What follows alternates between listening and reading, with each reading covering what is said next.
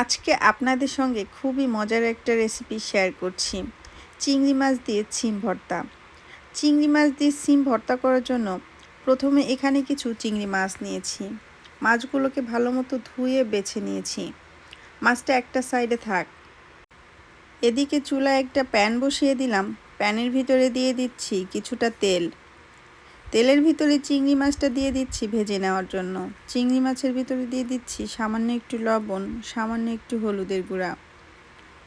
জাল বাড়িয়ে চিংড়ি মাছটাকে ভেজে নিব। চিংড়ি মাছটা ভাজা হয়ে গিয়েছে। চিংড়ি মাছটাকে তেল থেকে তুলে নিচ্ছি। এখানে নিয়েছি কিছু সিমগুলোকে কেটে ধুয়ে নিয়েছি।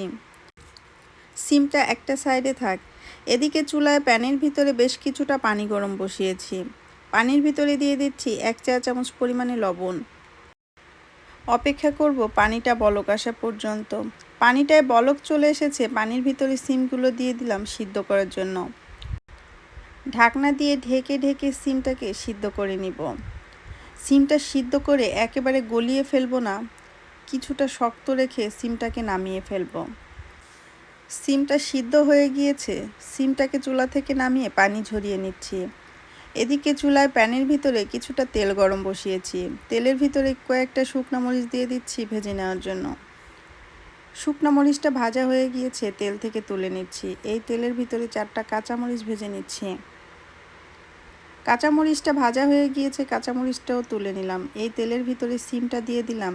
2 মিনিটের মতো নেড়েচেড়ে নিব। সিমটা 2 মিনিটের মতো নেড়েচেড়ে নিয়েছি। সিমটাকেও তুলে নিচ্ছি। এখন ভর্তাটাকে হাত দিয়ে মেখে নেওয়ার পালা।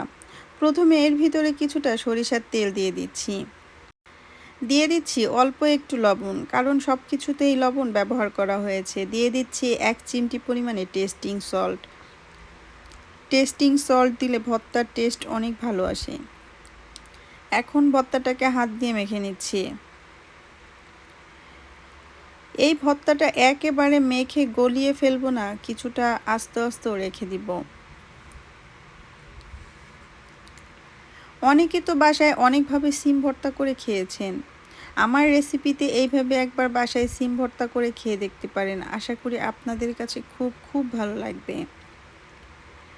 সিমটা মাখানো হয়ে গিয়েছে।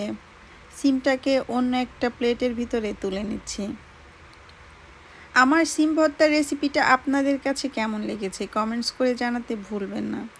এই সিম ভর্তাটা দিয়ে ভাত খেতে কী যে মজা, আপনারা যদি বাসায় না বানিয়ে খান বুঝতেই পারবেন না।